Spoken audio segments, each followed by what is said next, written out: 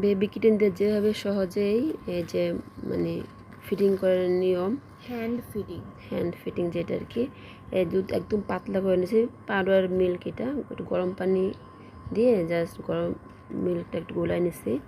ওর একটু প্রবলেম হয়েছে, ওর বয়স আজকে 4 দিন, কিন্তু তার একটু প্রবলেমের কারণে আমরা ও নিজে টেনে খাচ্ছে, মানে মার দুধ খেতে পারছে না, যার জন্য আমি আর কি এভাবে খাওয়াচ্ছি। এভাবে দিলে এই যে খাবে, কিন্তু এই যে খাচ্ছে এভাবে। এটাকে বলে হ্যান্ড ফিটিং, তাই না?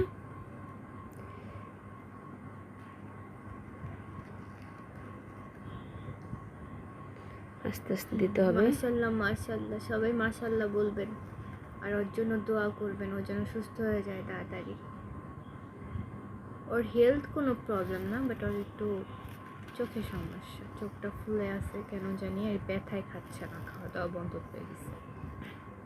এই যে কোনো পরিষ্কার সিরিজ একটু গরম পানিতে ধুয়ে পরে নিতে হবে, যেহেতু বেবি একদম বের হয়ে যাচ্ছে।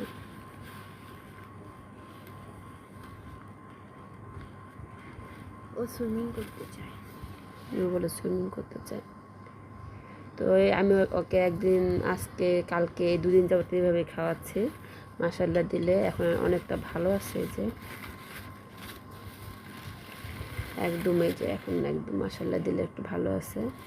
মানে কালকে মানে আমি বুঝি না যে বাঁচবে এমন অবস্থা ছিল, আলহামদুলিল্লাহ। তো এখন মোটামুটি অনেকটা ভালো লাগছে। তো এভাবে খাওয়াইতে হয়, না খাওয়াইলে মানে মুখে দিল।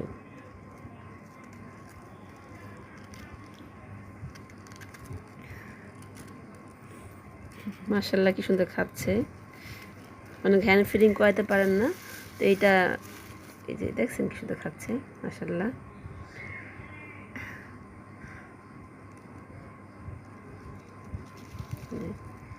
কি সুন্দর খাচ্ছে।